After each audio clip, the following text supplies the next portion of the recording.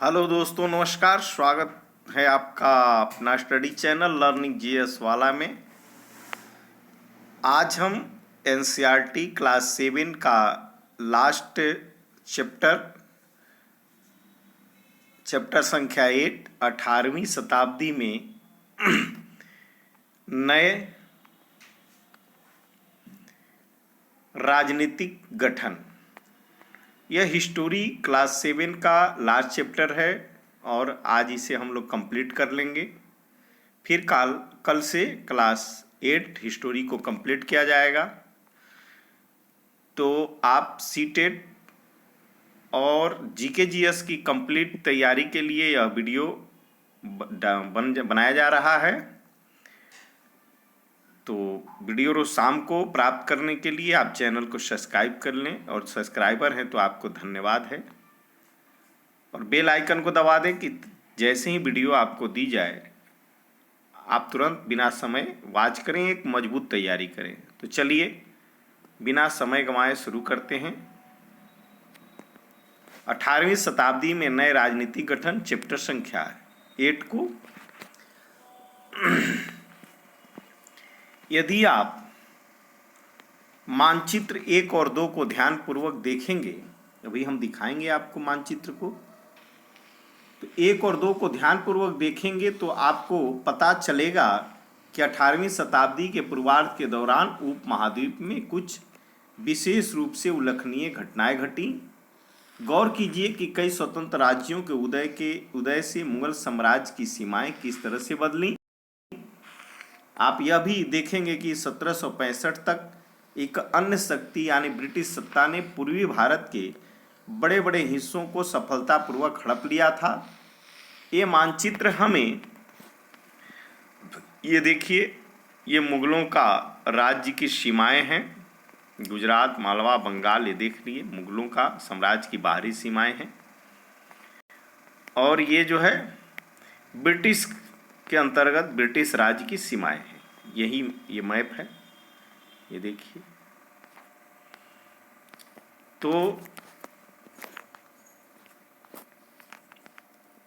मानचित्र में यह दर्शाते हैं कि 18वीं शताब्दी एक ऐसी अवधि थी जब भारत में राजनीतिक परिस्थितियां अपेक्षाकृत एक छोटे से समय अंतराल में बड़ी तेजी से अचानक बदलनी शुरू हो गई थी।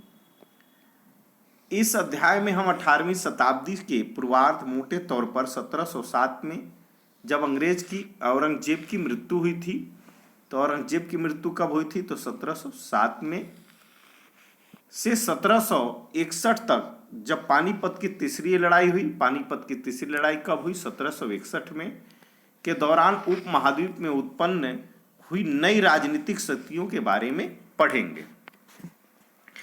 मुगल साम्राज्य और परवर्ती मुगलों के लिए संकट की स्थिति। अध्याय 4 में आपने देखा कि मुगल साम्राज्य अपनी सफलता की ऊंचाई पर किस प्रकार पहुंचा था, और फिर 17वीं शताब्दी के अंतिम वर्षों में उसके सामने तरह तरह के संकट किस प्रकार खड़े होने लगे थे। ऐसा अनेक कारणों से हुआ। बादशाह औरंगजेब ने दक्कन में 1679 से लंबी लड़ाई लड़ते हुए साम्राज्य के सैन्य और वित्तीय संसाधनों को बहुत अधिक खर्च कर दिया था। औरंगजेब के उत्तराधिकारियों के शासनकाल में साम्राज्य के प्रशासन की कार्यकुशलता समाप्त होने लगी और मनसबदारों के शक्तिशाली वर्गों को वश में रखना केंद्रीय सत्ता के लिए कठिन हो गया। तो औरंगजेब ने अपने सैन्य वित्तीय संसाधन को बहुत खर्च किस पर किया, लड़ाई पर, युद्ध पर। सूबेदार के रूप में नियुक्त अभिजात अक्सर राजस्व और सैन्य प्रशासन, दीवानी एवं फौजदारी दोनों कार्यालयों पर नियंत्रण रखते थे। इससे मुगल साम्राज्य के विशाल क्षेत्रों पर उन्हें विस्तृत राजनैतिक, आर्थिक और सैन्य शक्तियां मिल गई। जैसे जैसे सूबेदारों ने प्रांतों पर अपना नियंत्रण सुदृढ़ किया, राजधानी में पहुंचने वाले राजस्व की मात्रा में कमी आती गई। उत्तरी तथा पश्चिमी भारत के अनेक हिस्सों में हुए जमींदारों और किसानों के विद्रोहों और कृषक आंदोलनों ने इन समस्याओं को और भी गंभीर बना दिया। कभी कभी ये विद्रोह बढ़ते हुए करों के भार के विरुद्ध किए गए थे और कभी कभी ये शक्तिशाली सरदारों के द्वारा अपनी स्थिति को सुदृढ़ बनाने की कोशिश थी। अतीत में भी विद्रोही समूहों ने मुगल सत्ता को चुनौती दी थी, परंतु अब ऐसे समूहों ने क्षेत्र के आर्थिक संसाधनों का प्रयोग अपनी स्थितियों को मजबूत करने के लिए किया। जिस तरह से धीरे धीरे राजनीतिक और आर्थिक सत्ता प्रांतीय सूबेदारों, स्थानीय सरदारों व अन्य समूहों के हाथ में आ रही थी, औरंगजेब के उत्तराधिकारी इस बदलाव को रोक न सके। भरपूर फसल और खाली तिजोरियां। एक तत्कालीन लेखक ने साम्राज्य के वित्तीय दिवालियेपन का वर्णन इस शब्दों में किया है। बड़े जमींदार निस्सहाय और निर्धन हो गए। उनके किसान वर्ष में 2 फसलें उगाते हैं, लेकिन उन्हें दोनों में से कुछ नहीं मिलता। उनके स्थानीय गुमास्ते एक तरह से किसानों के हाथ की कठपुतली बने रहते हैं। जैसे कि स्वयं किसान अपने ऋणदाता के वश में रहता है जब तक कि वह साहूकार का कर्ज नहीं चुका देता। इस प्रकार संपूर्ण व्यवस्था एवं प्रशासन इतना चकनाचूर हो चुका है कि यद्यपि किसान अपनी फसल के जरिए मानो सोना बटोरता है, लेकिन उसके मालिक जमींदार को एक तिनके का टुकड़ा भी नहीं मिलता है। ऐसी हालत में जमींदार सशस्त्र सेना कैसे रख सकते हैं जिनकी उनसे आशा की जाती है। वे अपने सैनिकों को जो लड़ाई के समय उनके आगे आगे चलते हैं और घुड़सवारों को जो उनके ठीक पीछे चलते हैं, पैसे कहां से देंगे। इस आर्थिक और राजनीतिक संकट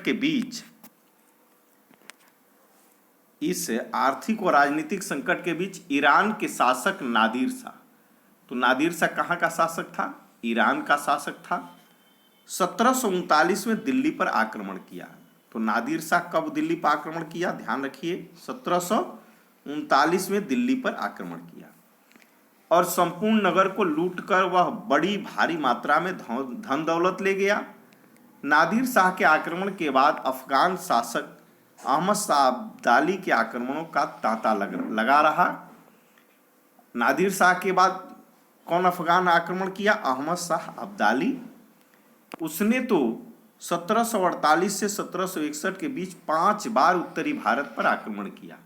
तो प्रश्न यहाँ से बनता है कि अहमद शाह अब्दाली 1748 से 1761 के बीच कितनी बार उत्तर भारत पर आक्रमण किया? तो 5 बार किया और लूटपाट मचाई। नादिर शाह का दिल्ली पर आक्रमण, इसके बारे में देखते हैं। नादिर शाह के आक्रमण के परिणाम स्वरूप दिल्ली में जो विध्वंस हुआ उसका वर्णन समकालीन प्रेक्षकों ने किया था।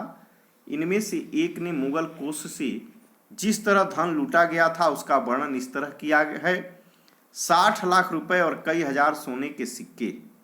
कितने? 60 लाख रुपए और कई हजार सोने के सिक्के, लगभग 1 करोड़ रुपए के सोने के बर्तन, लगभग 50 करोड़ रुपए के गहने, जवाहरात और अन्य चीजें ले गए, जिनमें से कुछ तो इतनी बेशकीमती थीं कि दुनिया में उनका मुकाबला कोई नहीं कर सकता है।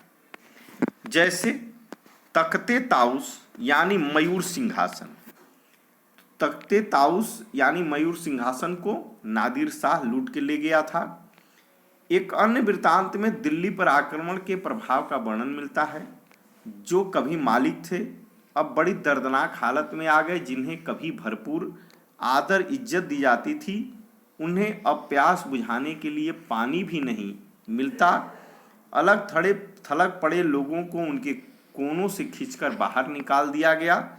दौलतमंदों को भिखारी बना दिया गया। जो शौकीन लोग कभी तरह तरह के सुंदर कपड़े पहनकर पोशाकों का नया नया फैशन चलाते थे, अब नंगे घूमने लगे। जिनके पास जमीन जायदाद की कोई कमी नहीं थी, वे अब बेघर हो गए।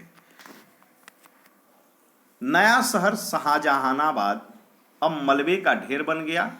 नादिर शाह ने तब शहर के पुराने मोहल्लों पर हमला बोला और वहां की सारी दुनिया को तबाह कर डाला। वहां की सारी की सारी दुनिया को यही देखिए नादिर शाह का चित्र है, यही नादिर शाह है। साम्राज्य पर सब ओर से दबाव तो पड़ ही रहा था, मुगल साम्राज्य पर सब ओर से दबाव तो पड़ ही रहा था। अभिजातों के विभिन्न समूहों के पारस्परिक प्रतिद्वंद्विता ने उसे और भी कमजोर बना डाला। अभिजात दो बड़े गुटों में बटे हुए थे, ईरानी और तुरानी। तो अभिजात कितने वर्ग में थे? ईरान और तुरानी। ईरानी और तुरानी, तुर्क मूल के लोगों को तुरानी कहा जाता है। काफी समय तक परवर्ती मुगल बादशाह इनमें से एक या दूसरे समूह के हाथों की कठपुतली बने रहे।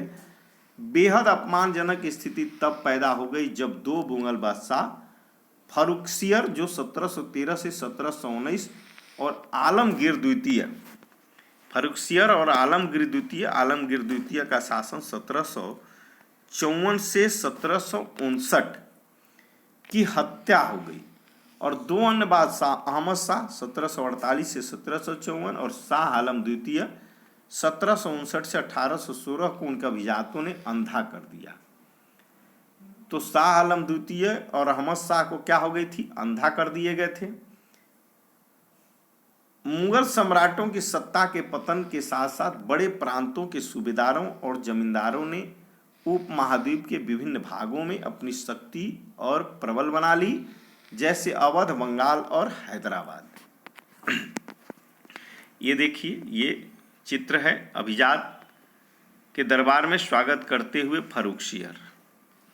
अब राजपूतों के बारे में पढ़ते हैं। राजपूत, बहुत से राजपूत घराने, विशेष रूप से अंबर और जोधपुर के राजघराने मुगल व्यवस्था में विशिष्टता के साथ सेवारत रहते थे।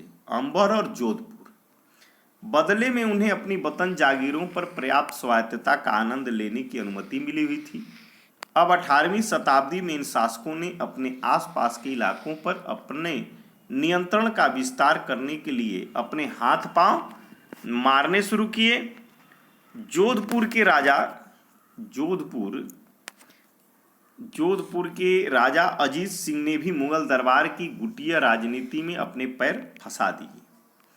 तो राजा अजीत सिंह कहाँ से थे? जोधपुर से। इन प्रभावशाली राजपूत घरानों ने गुजरात और मालवा के लाभदायक सूबों की सूबेदारी का दावा किया। जोधपुर के राजा अजीत सिंह को गुजरात की सूबेदारी और अंबर के सवाई राजा जय सिंह को मालवा की सूबेदारी मिल गई। बादशाह जहांदार शाह ने 1713 में इन राजाओं के इन पदों का नवीकरण कर दिया। तो राजा सवाई जय सिंह मालवा के और अजीत सिंह गुजरात के, उन्होंने अपने वतनों के पास पड़ोस के शाही इलाकों के कुछ हिस्सों पर कब्जा करने की भी कोशिश की। जोधपुर राजघराने ने नागौर को जीत लिया और अपने राज्य में मिला लिया। दूसरी ओर अंबर ने भी बूंदी के बड़े बड़े हिस्सों पर अपना कब्जा कर लिया। सवाई राजा जय सिंह ने जयपुर में अपनी नई राजधानी स्थापित की। तो सवाई जय सिंह की कहाँ राजधानी थी? तो जयपुर में। कई राजपूत सरदारों ने पहाड़ियों की चोटियों पर किले बनवाए जो सत्ता के केंद्र बन सके। व्यापक किलेबंदी के साथ इन भव्य संरचनाओं में नगर, महले, मंदिर, व्यापारी केंद्र, जल संग्रहण संरचनाएं और इमारतें होती थी। चित्तौड़गढ़ किले में तालाब, कुंडी और ये बावली जैसे कड़े जल निकाय थे। ये चित्तौड़गढ़ का किला है राजस्थान में। चित्तौड़गढ़ का किला काफी मजबूत और फेमस रहा है। 1700 ये जो है जयपुर को राजधानी बनाए सवाई राजा जय सिंह, और उसे 1722 में आगरा की सूबेदारी दी गई। 1740 के दशक से राजस्थान में मराठों के अभियानों ने इन राजवाड़ों पर भारी दबाव डालना शुरू कर दिया, जिससे उनका अपना विस्तार आगे होने से रुक गया। कुछ कोटेशन है, इसको देखते हैं। कई राजपूत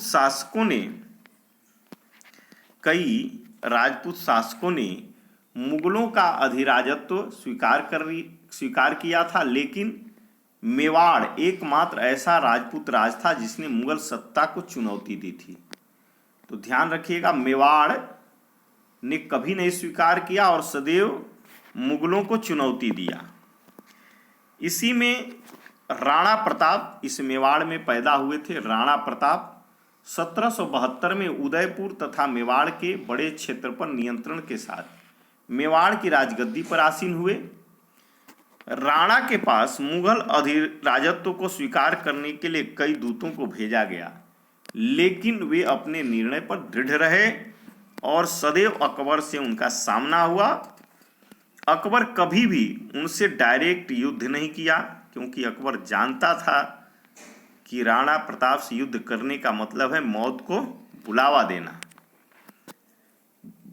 जयपुर के राजा जय सिंह, इनके बारे में देखते हैं। 1732 के एक फारसी वृत्तांत में राजा जय सिंह का वर्णन है। राजा जय सिंह अपनी सत्ता की चरम सीमा पर थे। 12 वर्ष के लिए वे आगरा के सूबेदार रहे और 5 या 6 वर्ष के लिए मालवा के। उनके पास विशाल सेना, तोपखाना तथा भारी मात्रा में धन संपदा थी। उनका प्रभाव दिल्ली से लेकर नर्मदा के तट तक फैला हुआ था। चलिए आगे देखते हैं। आज़ादी हासिल करना। अब यहाँ से एक जो है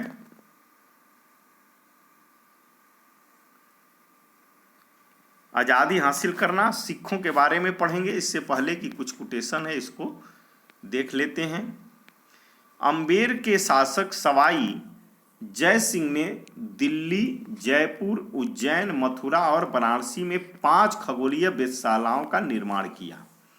तो ये ध्यान रखिएगा, ये पूछ देता है कि अम्बेर के शासक जो सवाई जय सिंह हैं वो कितने खगोलीय वेधशालाओं का निर्माण किए थे? 5। ये कहाँ कहाँ किए थे इनको भी ध्यान रखिएगा। दिल्ली एक किए, जयपुर में किए, उज्जैन में किए, मथुरा में किए और वाराणसी में किए। जंतर मंतर के नाम से विख्यात इन वेधशालाओं में खगोलीय पिंडों के अध्ययन हेतु कई उपकरण हैं। तो क्या नाम इन खगोलीय वेधशालाओं का था? तो जंतर मंतर। जंतर मंतर क्या है?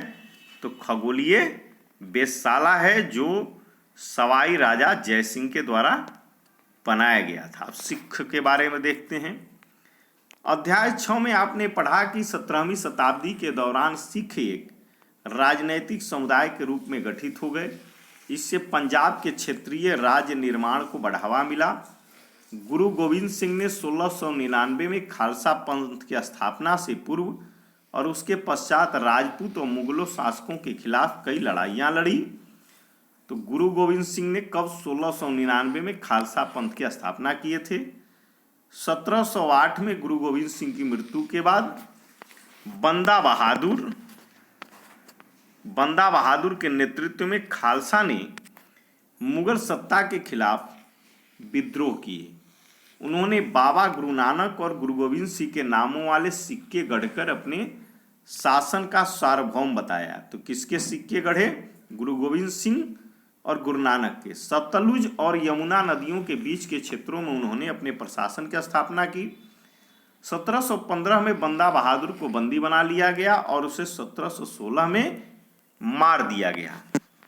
18वीं शताब्दी में कई योग्य नेताओं के नेतृत्व में सिखों ने अपने आप को पहले जत्थों में और बाद में मिसलों में संगठित किया। इन जत्थों और मिसलों की संयुक्त सेनाएं दल खालसा कहलाती थी। तो जत्था और मिसल क्या थे? तो ये जत्था और मिसल सिखों की एक सेना थी और इनकी संयुक्त सेना को दल खालसा कहा जाता था। उन दिनों दल खालसा बैसाखी और दिवाली के पर्वों पर अमृतसर में मिलता था। इन बैठकों में वो सामूहिक निर्णय लिए जाते थे जिन्हें गुरुमत्ता यानी कि गुरु के प्रस्ताव कहा जाता था। सिखों ने राखी व्यवस्था स्थापित की। तो राखी व्यवस्था किसने स्थापित की थी? तो सिखों ने किया था, जिसके अंतर्गत किसानों से उनकी उपज का 20% कर के रूप में लेकर बदले में उन्हें संरक्षण प्रदान किया जाता था। तो राखी क्या था? तो एक प्रकार का सिखों के द्वारा लगाया गया उपज पर कर था जो 20% उपज का लिया जाता था। अब देखिए ये कोटेशन और है कहाँ, ये खालसा से क्या अभिप्राय है। यहाँ ये तलवारें हैं सिखों के, ये गुरु गोविंद सिंह है, देखिए यही बाज है, चिड़ियों से मैं बाज लड़ाऊं, सवा सवा लाख से एक लड़ाऊं। ये गुरु गोविंद सिंह 10वें गुरु थे। अब गुरु गोविंद सिंह ने खालसा को प्रेरित किया था कि शासन उनके भाग्य में है, राज करेगा खालसा। अपने सुनियोजित संगठन के कारण खालसा पहले मुगल सूबेदारों के खिलाफ और फिर अहमद शाह अब्दाली के खिलाफ सफल विरोध प्रकट कर सका। अहमद शाह अब्दाली ने मुगलों से पंजाब का समृद्ध प्रांत और सरहिंद की सरकार को अपने कब्जे में कर लिया था। खालसा ने 1765 में अपना सिक्का गढ़कर सार्वभौम शासन की घोषणा की। यह महत्वपूर्ण है कि सिक्के पर उत्कीर्ण शब्द वही हैं जो बंदा बहादुर के समय में खालसा के आदेशों में पाए जाते हैं। 18वीं शताब्दी के अंतिम भाग में सिख इलाके सिंधु से यमुना तक फैले हुए थे। यद्यपि वे विभिन्न शासकों में बटे हुए थे। इनमें से एक शासक महाराजा रणजीत सिंह ने विभिन्न सिख समूहों में फिर से एकता कायम करके 1799 में लाहौर को अपनी राजधानी बनाया था। तो गुरु गोविंद सिंह ने कहाँ राजधानी बनाया था, तो लाहौर। अब चलते हैं मराठा को देखते हैं। मराठा राज्य जो है एक अन्य शक्तिशाली क्षेत्रीय राज्य था जो मुगल शासन का लगातार विरोध करके उत्पन्न हुआ था। शिवाजी, जिनका जन्म 1627 में और मृत्यु 1680 ने शक्तिशाली योद्धा परिवारों देशमुखों की सहायता से एक अस्थायी राज्य की स्थापना की। अत्यंत गतिशील कृषक पशुचारक कुणबी मराठों की सेना के मुख्य आधार बन गए। शिवाजी ने प्रायद्वीप में मुगलों को चुनौती देने के लिए एक सैन्य बल का प्रयोग किया। शिवाजी की मृत्यु के पश्चात मराठा राज्य में प्रभावी शक्ति चित्पावन ब्राह्मणों के एक परिवार के हाथ में रही। चित्पावन ब्राह्मण, शिवाजी के मृत्यु के बाद चित्पावन ब्राह्मण के हाथ में रही सत्ता, जो शिवाजी के उत्तराधिकारियों के शासन काल में पेशवा प्रधानमंत्री के रूप में अपनी सेवाएं देते रहे। तो पेशवा कौन था, तो ये प्रधानमंत्री के पद था एक। पुणे मराठा राज की राजधानी बन गया। मराठा राज की राजधानी कहाँ बनी, पुणे। पेशवाओं की देखरेख में मराठों ने एक अत्यंत सफल सैन्य संगठन का विकास कर लिया। उनकी सफलता का रहस्य यह था कि वे मुगलों के किलाबंद इलाकों से टक्कर न लेते हुए उनके पास से चुपचाप निकलकर शहरों कस्बों पर हमला बोलते थे और मुगल सेना से ऐसी मैदानी इलाकों में मुठभेड़ लेते थे जहां रसद पाने और कुमक आने के रास्ते आसानी से रोके जा सकते थे। 1720 से 1761 के बीच मराठा साम्राज्य का काफ़ी विस्तार हुआ। उसने सनय सनय और काफ़ी सफलतापूर्वक मुगल साम्राज्य की सत्ता को क्षति पहुंचाई। 1720 के दशक तक मालवा और गुजरात मुगलों से छीन लिए गए। 1730 के दशक तक मराठा नरेश को समस्त दक्कन प्रायद्वीप के अधिपति के रूप में मान्यता मिल गई और साथ ही इस क्षेत्र पर चौथ और सरदेशमुखी कर वसूलने का अधिकार भी मिल गया। तो चौथ और सरदेशमुखी क्या था, तो मराठा राज्य के द्वारा ये कर वसूला जाता था, चौथ और सरदेशमुखी। 1737 में दिल्ली पर धावा बोलने के बाद मराठा प्रभुत्व की सीमाएं तेजी से बढ़ी। वे उत्तर में राजस्थान और पंजाब, पूर्व में बंगाल और उड़ीसा तथा दक्षिण में कर्नाटक और तमिल एवं तेलुगु प्रदेशों तक फैल गई। इन क्षेत्रों को औपचारिक रूप से मराठा साम्राज्य में सम्मिलित कर लिया गया, सम्मिलित नहीं किया गया, मगर मराठा प्रभुसत्ता को स्वीकार करने के तरीके के रूप में उनसे भेंट की रकम ली जाने लगी। साम्राज्य के इस विस्तार से उन्हें संसाधनों का भंडार तो मिल गया, मगर उसके लिए उन्हें कीमत भी चुकानी पड़ी। मराठों के सैन्य अभियानों के कारण अन्य शासक भी उनके खिलाफ हो गए। परिणाम स्वरूप मराठों को 1761 में पानीपत की तीसरी लड़ाई में अन्य शासकों से उन्हें कोई सहायता न मिली। अंतहीन सैन्य अभियानों के साथ साथ मराठों ने एक प्रभावी प्रशासन व्यवस्था तैयार की। जब किसी इलाके पर एक बार विजय अभियान पूरा हो जाता था और मराठों का शासन सुरक्षित हो जाता था, तो वहाँ स्थानीय परिस्थितियों को ध्यान में रखते हुए धीरे धीरे भू राजस्व की मांग की गई, कृषि को प्रोत्साहित किया गया और व्यापार को पुनर्जीवित किया गया। इससे सिंधिया, गायकवाड़ और भोसले जैसे मराठा सरदारों को शक्तिशाली सेनाएं खड़ी करने के लिए संसाधन मिल सके। 1720 के दशक में मालवा में मराठा अभियानों ने उस क्षेत्र में स्थित शहरों के विकास और समृद्धि को कोई हानि नहीं पहुंचाई। उज्जैन सिंधिया के संरक्षण में, तो सिंधिया ए मराठा, ये सिंधिया किस, उज्जैन जो है, उज्जैन शहर, उज्जैन सिंधिया के संरक्षण में। इंदौर होलकर के आश्रय में, इंदौर होलकर के आश्रम में फलता फूलता रहा। ये शहर हर तरह से बड़े और समृद्धशाली थे और वे महत्वपूर्ण वाणिज्यिक और सांस्कृतिक केंद्र के रूप में कार्य कर रहे थे। मराठों द्वारा नियंत्रित इलाकों में व्यापार के नए मार्ग खुले। चंदेरी के क्षेत्र में उत्पादित रेशमी वस्त्रों को मराठा की राजधानी पुणे में नया बाजार मिला।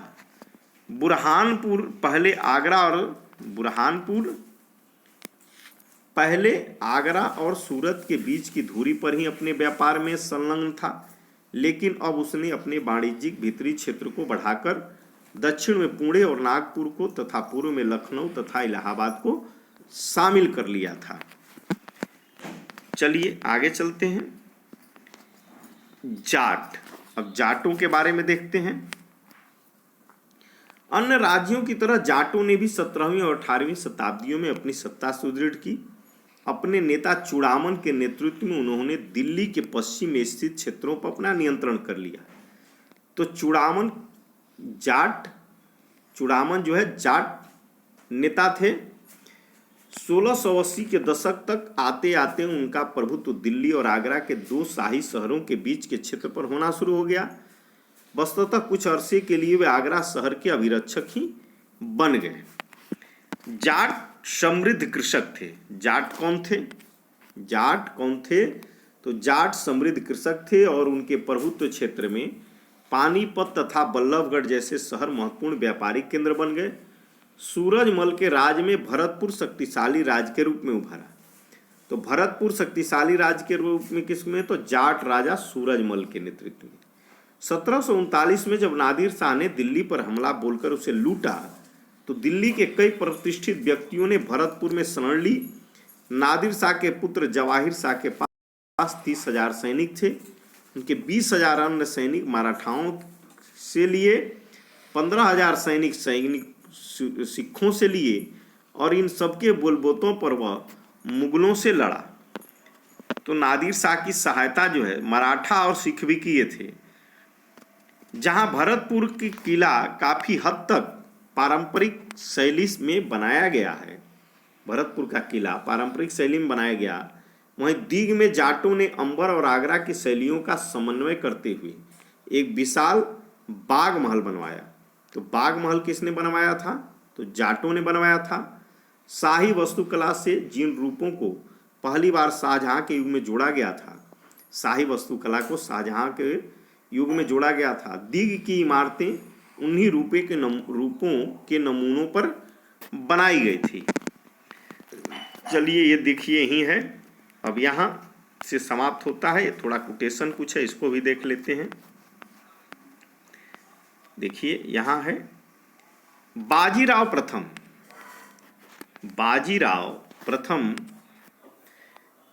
जो बाजीराव बल्लाल के नाम से भी जाने जाते हैं, पेशवा बालाजी विश्वनाथ के पुत्र थे। वह एक महान मराठा सेनापति थे।